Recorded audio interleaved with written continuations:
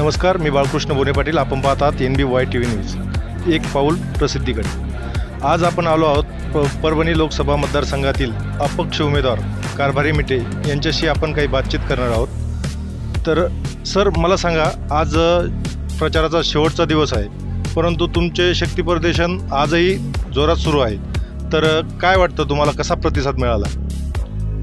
हे बघा दादा, या शक्ती प्रदर्शनामध्ये आम्ही जेव्हा जातो तर मतदार राजा एकदम खुश होतोय, कारण की तो जो तिसरा ऑप्शन शोधत होता त्यांना, या प्रस्थापितांना, जे प्रस्थापित लोक यांच्या प्रश्नाकडे लक्ष देत नाहीत, त्या प्रस्थापितांना धडा शिकवायचा होता, त्यांच्यासाठी मी उभा आहे.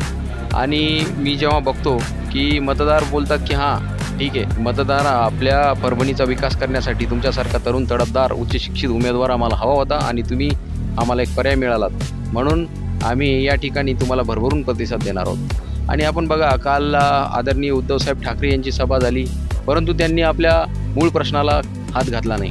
जसं की मराठा आरक्षण असेल, धनगर आरक्षण असेल, मुस्लिम आरक्षणाचा प्रश्न असेल, शेतीचे प्रश्न असतील, यांचे फक्त एकमेकांवर टीका करण्यात हे धन्यता मानतात. जसं की भाजपने असं केलं, भाजपने तसं केलं, आणि भाजप म्हणते की शिवसेनेने असं केलं आणि शिवसेनेने तसं केलं. पण आपल्या मूळ प्रश्नांना वाचा कोण फोडणार?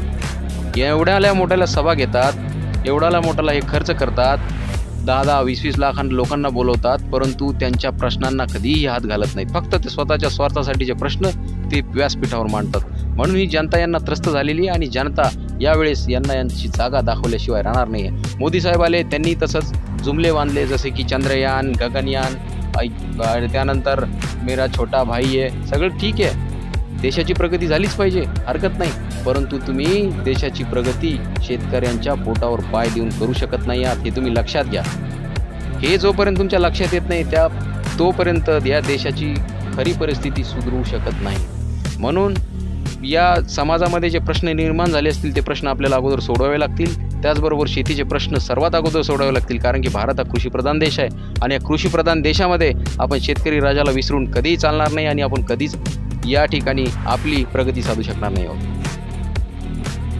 तर आज मतदानाचा प्रचाराचा शेवटचा दिवस आहे, तुम्ही मतदारांना काय आवाहन करा? मी मतदारांना या ठिकाणी एकच आवाहन करेल की तुम्ही, तुमच्या पाठिंब्यावर मी उभा आहे. एक सर्वसामान्य कुटुंबातील व्यक्ती, या लोकसभेच्या समुद्रामध्ये मी उडी घेतली आहे आणि मला बुडू न देण्याचं काम खऱ्या अर्थानं तुम्हाला मतदारांना करायचं आहे. म्हणून मी मतदार राजाला एवढंच आवाहन करेल की दादाओ, तुमच्या घरी सगळे प्रस्थापित लोक येतील, त्यांचे कार्यकर्ते येतील, तुम्हाला विनंती करतील, तुम्हाला वेगवेगळी प्रलोभनं आणि आश्वासनं देतील, परंतु तुम्ही या सर्वांना एक वेळ धुडकावून लावा आणि एका सच्च्या कार्यकर्त्याला, माझ्यासारख्याला एक वेळ मतदान करून बघा. मी नक्कीच तुमच्या आशा फोल जाऊ देणार नाही. म्हणून मी सांगतो, या ठिकाणी आपणास विनंती करतो की येणाऱ्या 26 तारखेला माझ्या 17 नंबरच्या कढई या चिन्हासमोरील बटन दाबून मला भरघोस मतांनी आपण विजयी कराल अशी आशा बाळगतो आणि तुमच्याच पाठिंब्यावर तुमचाच मुलगा म्हणून मला संसदेत पाठवा आणि संसदेचं तिकीट